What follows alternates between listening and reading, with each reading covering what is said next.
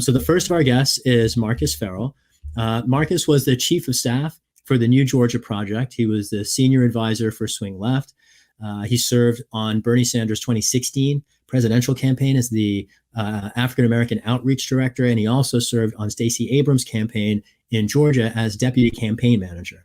Marcus has managed and worked as a general consultant on progressive political campaigns across the country at the local, state, and federal levels.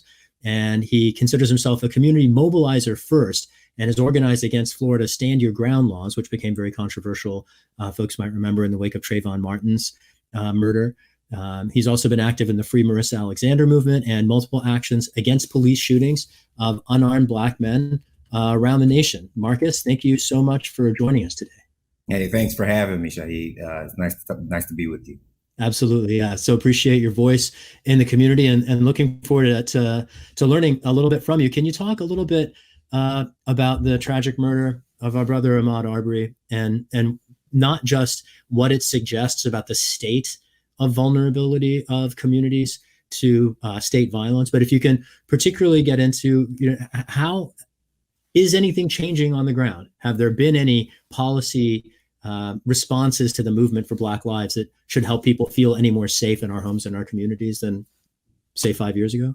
Yeah, but brother Shahid, I'd be remiss if I don't acknowledge the 35-year anniversary of the MOVE bombing in Philadelphia by the Philadelphia Police Department against the movement, movement.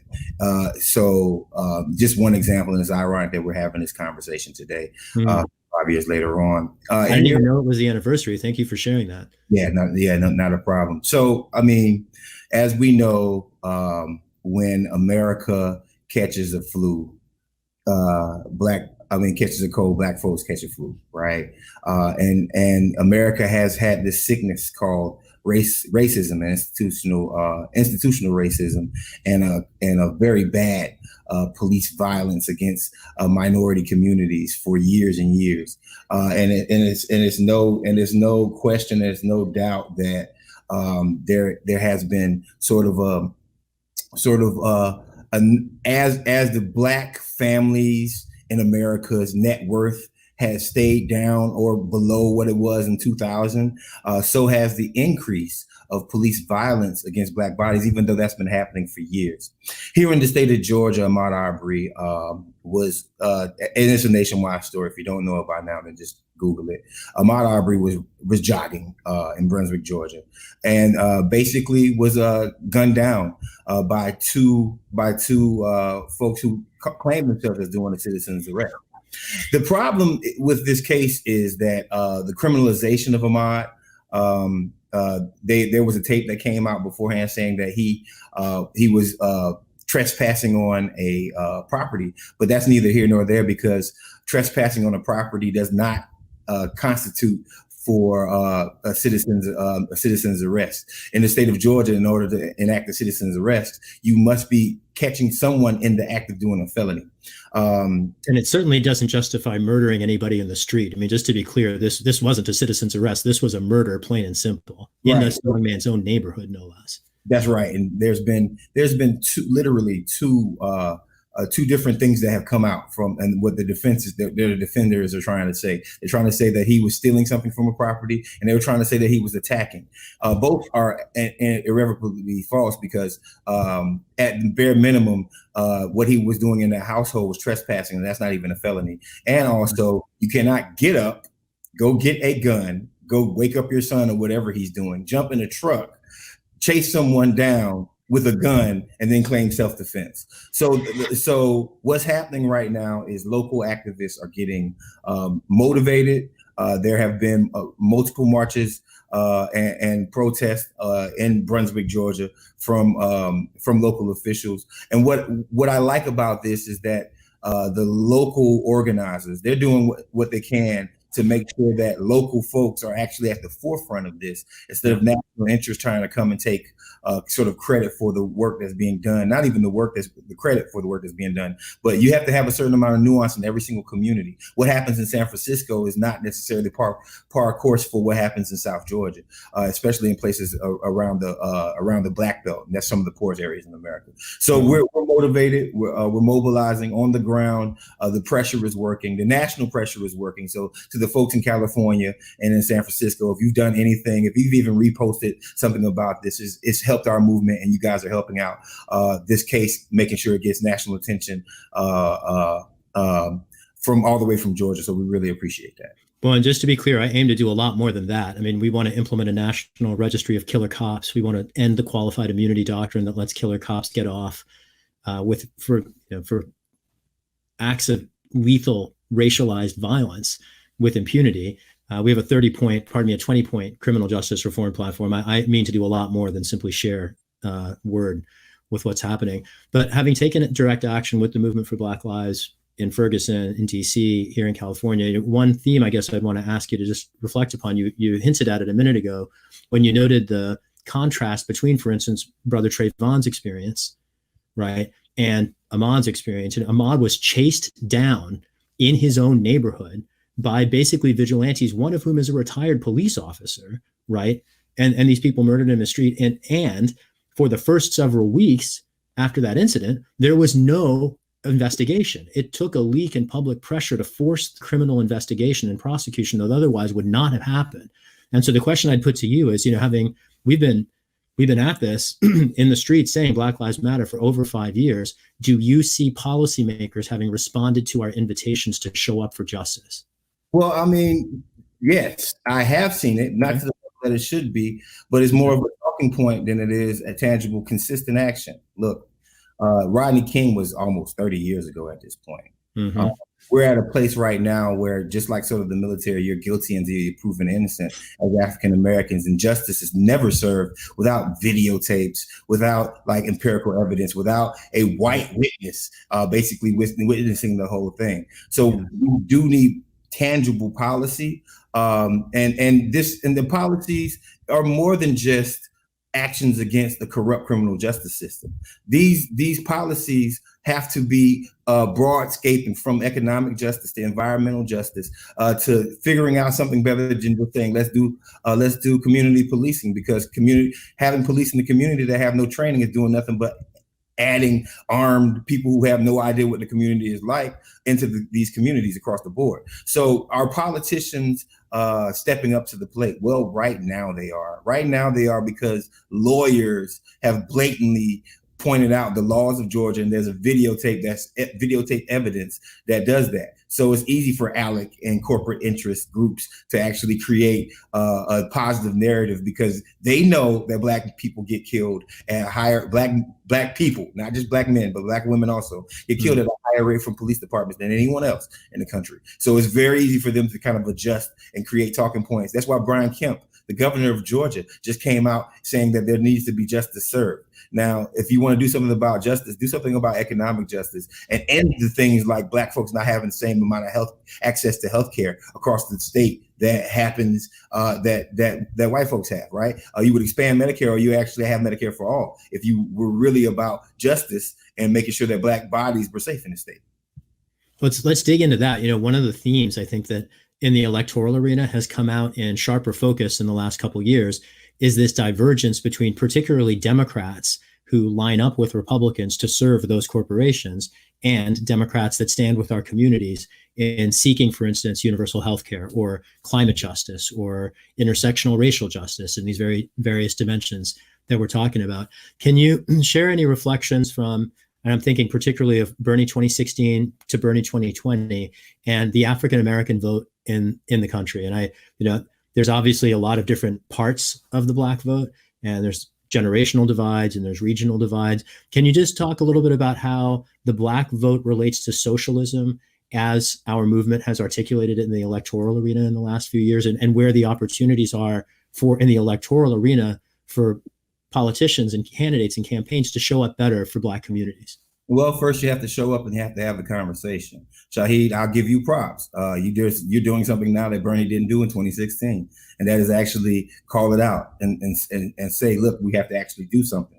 And it's not a knock on Bernie, but this is a sort of knock on the progressive movement in general. And what I mean by movement is the campaign resources, taking all those small dollar donations and actually doing something like setting up conversations and setting up outreach in African-American areas.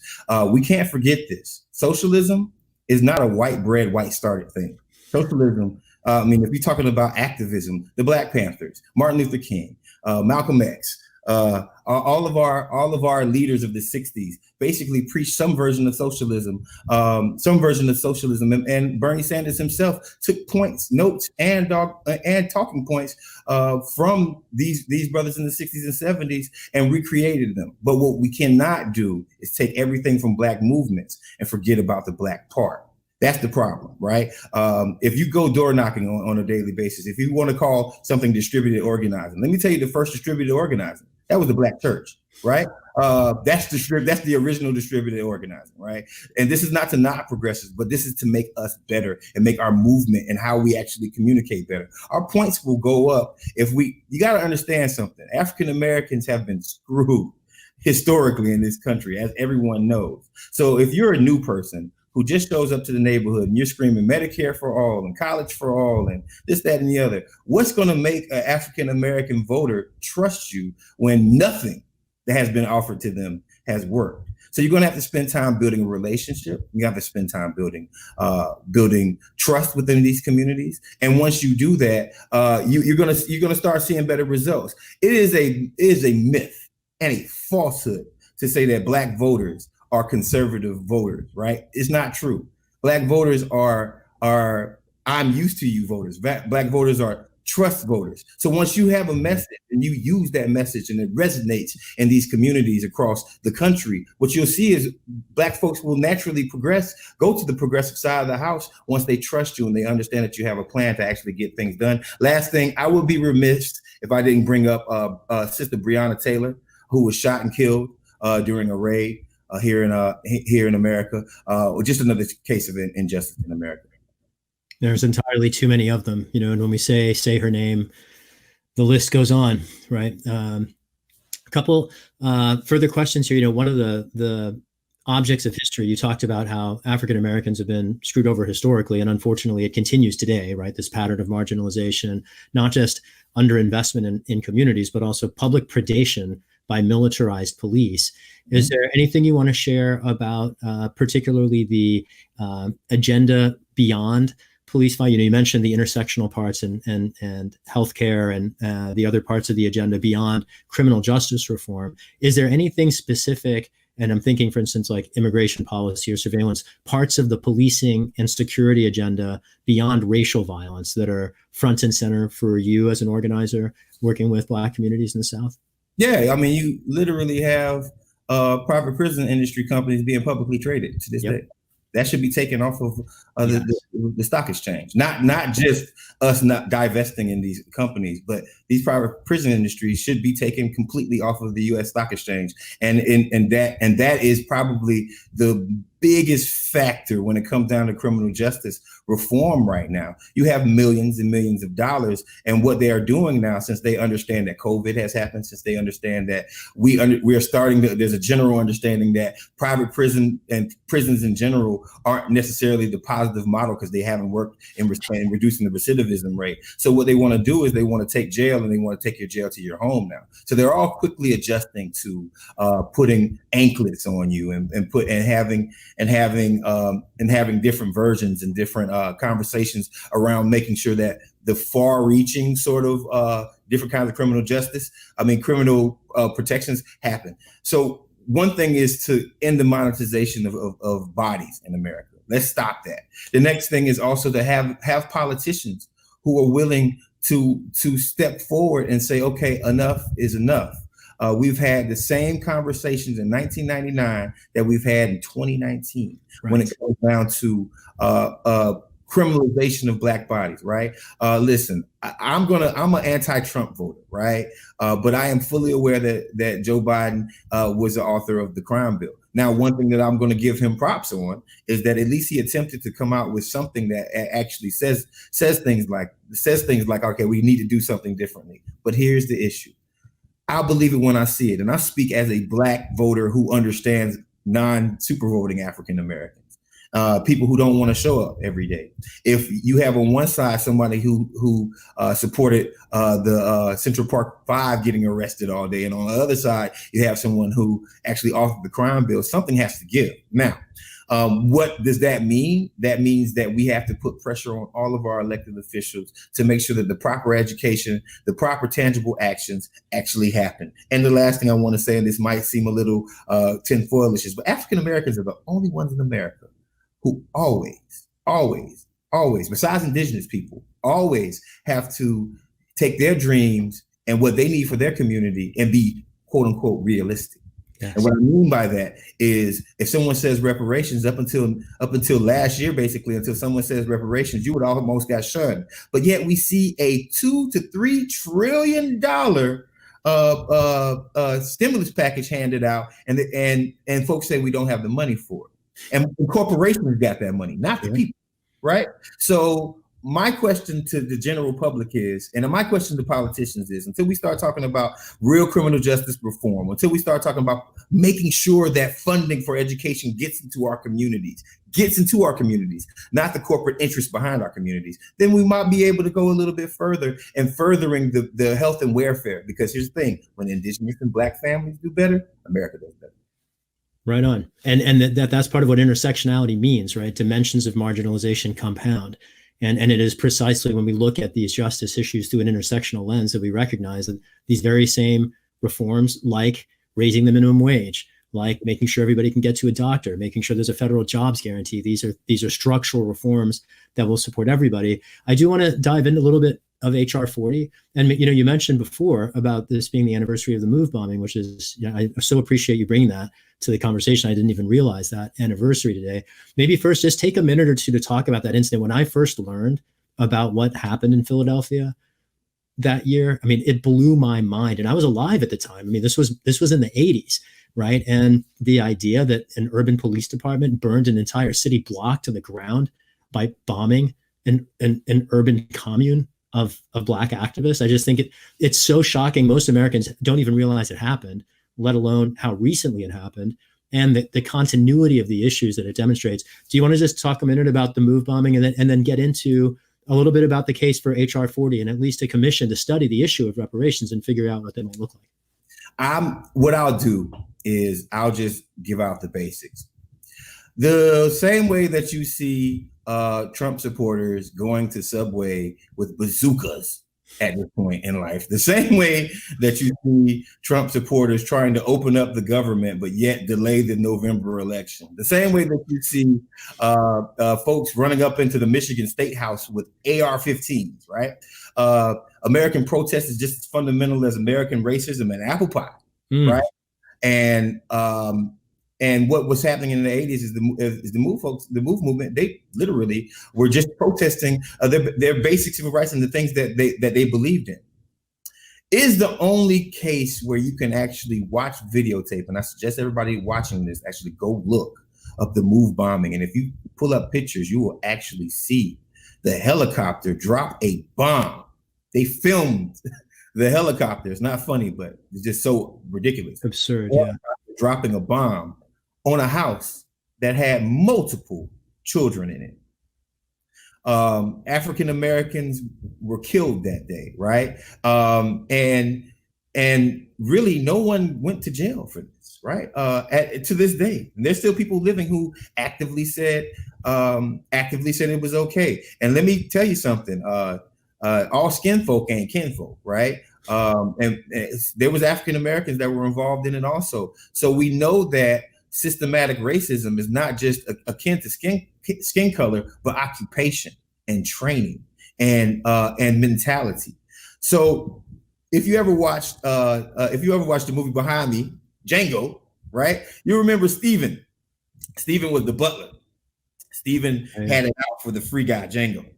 That's a lot of African American. That's not a lot, but there are African Americans in this country who perpetuate white supremacy in different ways just for a paycheck. And we have to be careful about like some of these conservatives that are going out trying to blame Brother Ahmaud for his own death, right? But it leads into reparations, right? HR 40, the study of HR 40, I'm surprised this is not a talking point for every single Democrat in the country. You got to understand something. Black women vote for Democrats at 95%. Black men vote for Democrats at somewhere around 89 to 93%. So when it comes down to our issues literally should be first. Medicare for all helps out African Americans. College for all helps out African Americans. But here's the problem. If you have college for all, then you need to make sure that Black men and Black women are actually graduating high school at the same rates as their counterparts, right? Mm-hmm. So HR 40 is an easy way to study of it. The study of reparations to know exactly how much money or what tangible actions are taken to make sure that Black Americans are full and whole and have the same opportunities that everybody else in this country had is not only overdue, but it's a small necessity in the long history of this country's oppression. I mean, we have cell phones now, and it still doesn't stop people from going out and killing folks. It still doesn't stop cops from going out and beating the hell out of folks. And that's a problem. So maybe in this study of reparation or study of HR 40, we can at least find out some of the symptomatic issues that will make Black folks whole in this country.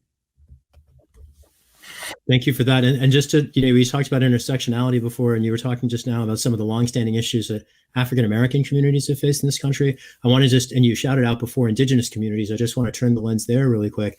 We're living in an era of very mobilized Indigenous resistance to everything from corporate fossil fuel extraction to, right now, one of these ignorant Republican governors is trying to force the Lakota tribe to open its lands and to open its economy while the tribe has taken action to try to protect public health by following public health guidance. And there is this longstanding weaponization of pandemic in the service of settler colonialism. Is there anything you want to share about the resistance, for instance, to the Dakota Access Pipeline and how these movements and concerns intersect and connect? Some of the fiercest organizers in the history of America are Native American. Are Indigenous people, point blank, right? Since the 50s, they've been doing some of the most outstanding movements to keep themselves free. If you look in Arizona, if you look in different places in the Midwest, if you look in the West Coast, what you'll see is Indigenous populations that are being ravished by COVID-19. Mm-hmm. Same thing with Black communities, right? We are always the first ones to suffer. So if you're not going to provide help, if you're not going to provide, and if you want to use a Republican sort of strategy to make sure that the communities that are already poor and the communities that are already hurting the worst, if you want to use these tactics and expect them to just lay down and take it, then you got another thing coming. So the only thing I want to say, I don't want to even elevate the negativity of it. The only thing I want to say is keep blocking those highways, brothers and sisters. Keep stopping traffic from outside folks coming in. Please stop. Please stop anything that's going to hurt your communities more, because if they won't take care of you, then you have to take care of yourself. I'm so glad that you joined us today. It was fascinating to hear your perspective and your voice, and thank you for all the work that you're doing. Any closing words? Maybe the last question I'd ask is, to the extent this campaign could be a canvas on which you could paint, what would you want to see us and other politicians and candidates for public office do in this political moment? You gotta center people of color like you already are. You gotta center the economic ties to racial injustice. But you also have to center racial injustice itself. And it's a hard thing to do, because what happens is, and I don't know the ins and outs of your campaign, but what happens is there are very famous consultants. There are very famous folks who run campaigns on a typical basis that confuse Black and brown voter turnout with reasons to not talk for them. And it's always a question of what came first, the chicken or the egg. Mm-hmm. So maybe if you talk about it, you might actually see a different thing happen. So good luck to your campaign, brother. I wish you well. And thanks for having me on, man. Absolutely. Good luck in all your work too. Thanks again for all of it. Keep it up. Mm-hmm. Yeah, good. Bye, Marcus.